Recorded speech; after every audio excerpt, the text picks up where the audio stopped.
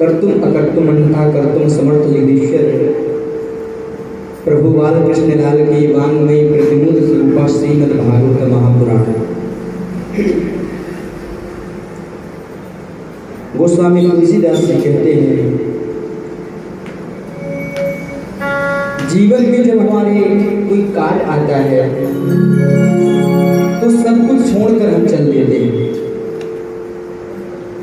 लेकिन भगवान की कथा ऐसी है कि भगवान जिसे बुलाना चाहते हैं वही आ सकता है। इसीलिए बाबा गोस्वामी तुलसीदास जी रामचरितमानस में कहते हैं, यह सरयावत अति कठिना, यह सरयावत अति कठिना, यह सरयावत अति कठिना, यह सरयावत अति कठिना, राम कृपा बिनु आई न जाई, राम कृपा बिनु आव न जाई, यह सरयावत अति कठिना, यह सरयावत अति कठिना, यह सरयावत अति कठिना।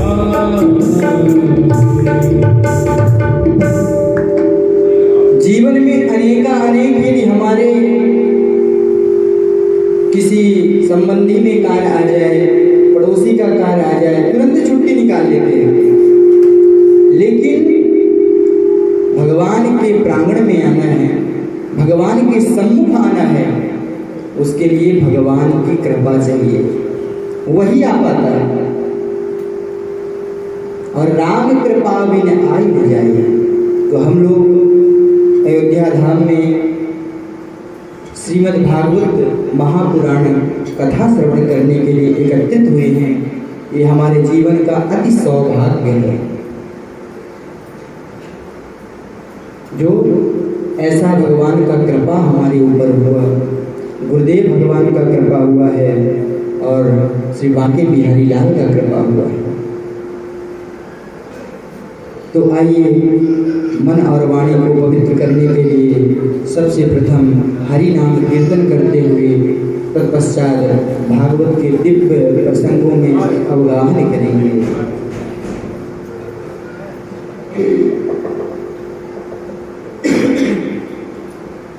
सत्संग की गंगा में जो नित्य नहाते हैं,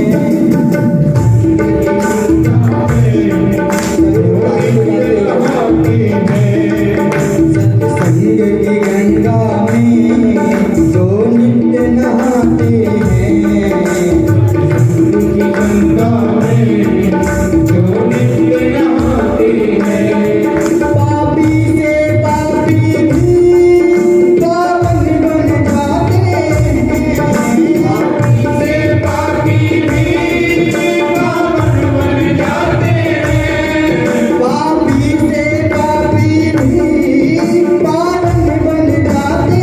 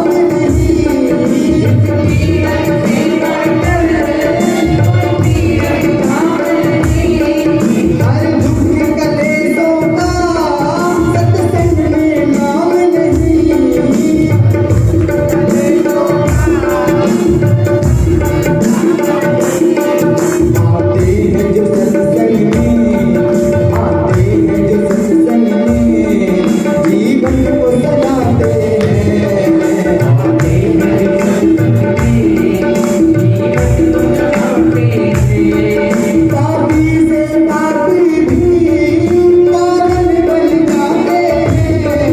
पापी से पापी भी पावन बन जाते हैं। ओ पापी से पापी भी पावन बन जाते हैं।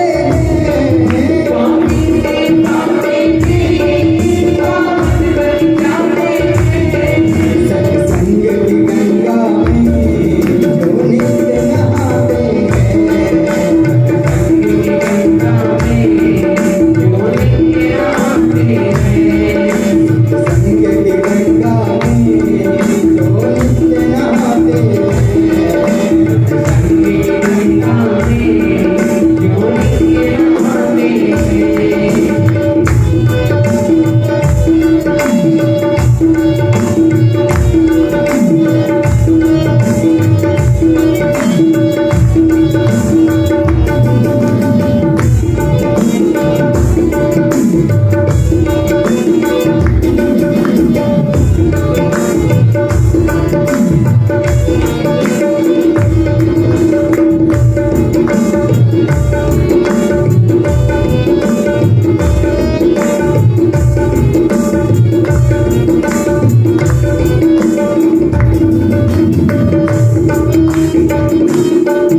सत्संग में कितना बड़ा भी पापी आया हो, क्योंकि 3 प्रकार के पाप होते हैं। एक तो मन से होता है, एक वचन से होता है और एक माया ये शरीर से होता है। और कोई भी ऐसा मनुष्य नहीं है जिससे पाप बना हो। मन से ही कहीं गलत सोच लिया हो, मुख से ही यदि कोई गलत बोला गया हो और कर्म से ही यदि गलत हो गया है। लेकिन ये सत्संग में ये ऐसा तीर्थ धाम है कि किसी प्रकार का भी पाप यदि जीवन में हो, क्लेश जीवन में हो, सब कुछ नष्ट हो जाते हैं। इसीलिए हम लोग बड़े सद्भाग्यशाली हैं कि भगवान के तीर्थ धाम में उपस्थित हुए हैं। और इस कथा में एक दिव्य महापुरुष भी आए हुए हैं, अगम जानी बाबा जी, जो बहुत ही अच्छे महात्मा, बैरागी महात्मा, उनका भी सानिध्य हमें प्राप्त होता रहता है। और कहते हैं ना, भगवान का बुलावा आता है। एक बार ही उनसे बात हुई और वो भभुआ पटना के पास, गया के पास है, वहाँ से यहाँ पधारे हैं कथा श्रवण करने के लिए। तो कथा सुनने के लिए तो भोलेनाथ भी पहुँच जाते हैं, कैलाश से नीचे उतर जाते हैं, आ जाते हैं, क्योंकि कथा का महात्म ही इतना है। कल के प्रसंग में हम लोगों ने बहुत ही दिव्य प्रसंग श्रवण कर रहे थे कि भागवत की संरचना कैसे हुई। कल की कथा में आपने श्रवण किया कि नारद जी महाराज के द्वारा व्यास जी को परम उपदेश प्राप्त हुआ। मतलब संत के संग से ये भागवत की रचना हुई है। चतुश्लोकी भागवत हमने बताया था कि भगवान नारायण प्रभु ने ब्रह्मा जी को प्रदान किया, ब्रह्मा जी ने नारद जी को प्रदान किया और नारद जी ने व्यास जी को प्रदान किया और व्यास जी ने शुक्राचार्य जी को प्रदान किया। सोचने लगे 18,335 अध्याय और 12 स्कंद का ये दिव्य अमृतमयी गाथा तो तैयार हो गया, लेकिन किसे पिलाया है? क्योंकि ये परमहंसों की संहिता है। किसी परमहंस को ही ये प्राप्त होना चाहिए, किसी गलत हाथ में ना जाए। विचार करने लगे कि कौन ऐसा परमहंस है जिसे ये भागवत 18,000 श्लोक की संहिता श्रवण कराया जाए। याद करते ही अपना पुत्र याद आ गया, जो जन्म से ही प्रजंत हो गए। उनसे बड़ा बैरागी कौन हो सकता है? जो जन्म लेते हुए ही न माता को देखा, न पिता को देखा, न भाइयों को देखा, न घर देखा, न परिवार देखा, यम पर प्रजंत मनुपेत मपेत कृत्यम, जन्म लेते ही प्रजंत हो गए। महात्मा कहाँ हो सकता है। लेकिन वो तो निर्गुण निरंकार के सत्ता में है, कहीं गुफा में जाकर भजन कर रहा होगा, बुलाया कैसे जाए। तो अपने 5 शिष्यों को बुलाया और सुंदर सुंदर श्लोक का गायन करके रटा दिए कि जाओ, जहां पर शुक्राचार्य तपस्या कर रहे होंगे वहीं पर जाकर इस श्लोक को गुनगुनाना। क्योंकि पुराने जमाने में गुरुकुल में रहते थे जो भी विद्यार्थी वो लकड़ी बीनने के लिए जाए जाते थे। गैस सिलेंडर उठाने आग प्राप्त हो गया हम लोगों को, तो गुरुकुल के छात्र सभी लोग श्लोक भी याद करने और संविधा गिनने के लिए जंगल की ओर गए और वहीं पर गए जिस गुफा में सुखदेव जी महाराज तपस्या कर रहे थे। सुखाचार्य निर्गुण निरंकार निर्विशेष के ध्यान में उपस्थित हैं और उसी समय उनके कान में एक श्लोक गुनगुनाया। बरहा पीडम नटवरवपुः कर्णयो कर्णिकारं बिभ्रतवासः कनककपिशं वैजयन्तीं च माला रन्ध्राण वेणुरधर सुधया पूरयन्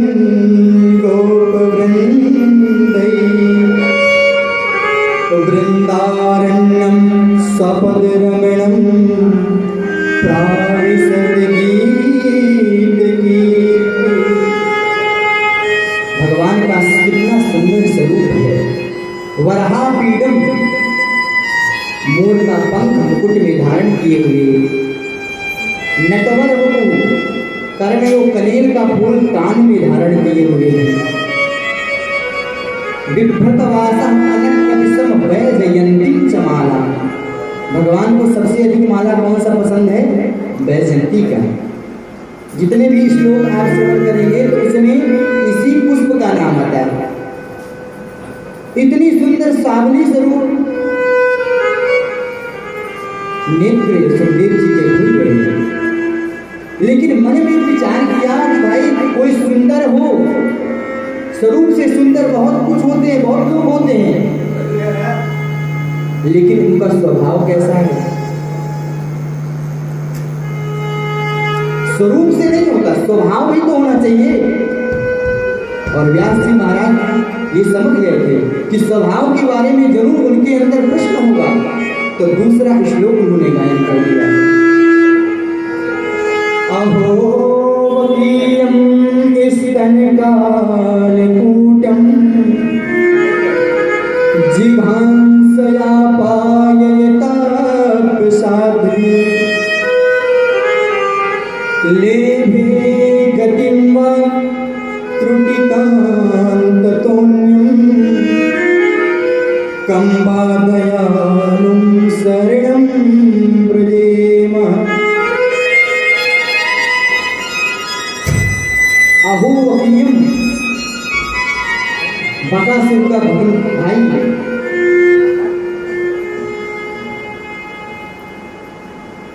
स्तन कालकूटम, जो पूतना स्तन में कालकूट विष लगा करके मारने की भावना से गई थी। जिघांस यापा हंतुम इच्छा, लेकिन जब गोद में उठाया है तो भगवान कहते हैं गोद में उठाने के बाद सब कुछ भूल गए। मारने की जो भावना से भले ही आई हुई है, लेकिन जैसे मुझे माँ यशोदा उठाती है, ये भी मुझे उसी प्रकार उठाई है।